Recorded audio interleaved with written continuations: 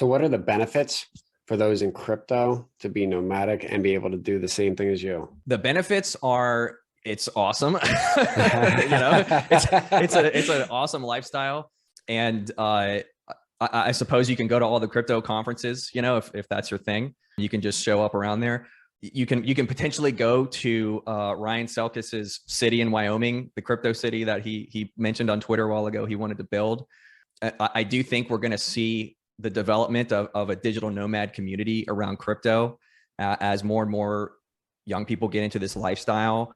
There's just going to be a lot of zeitgeist around this because it is such an awesome lifestyle. And I think there's a lot of people that want to do this that are just now discovering this sort of lifestyle or have only recently and are kind of putting together the plans as we speak. There's just a lot of young people that are kind of looking at rents in these high cost of living cities and the housing market, feeling very disenfranchised about that. And then seeing these people on Instagram saying, I just drive around all day and just park wherever I want in the woods. And it's great. It's definitely very enticing. And as we see this industry get more and more developed, I do think the cost will come down for a lot of these trailers and RVs. We're sort of at this weird time where the industry wasn't really ready for this spike in demand combined with the supply chain issues.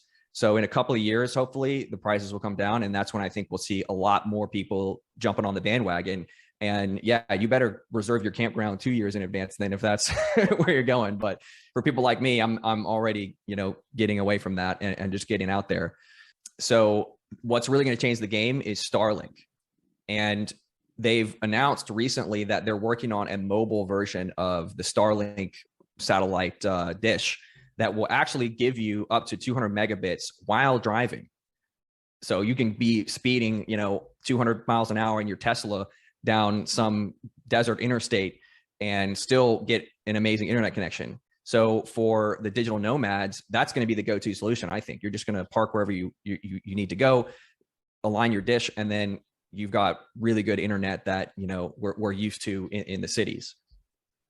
Do you think, so how long do you think before we actually see a RV park DAO formed to where the nomadic people within crypto decide there's no parks that are up to their standards or some sorts, and that they actually want to create culture and community around just crypto and certain parks?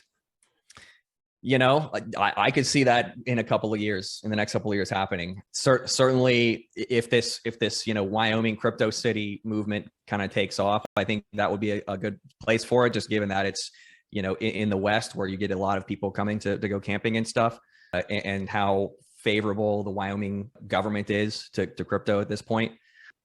Definitely, I think something like that would be interesting, whether it's like a DAO managing the campgrounds and sort of managing this crypto nomad city, or providing shared services for the digital nomads like mail service and things like that.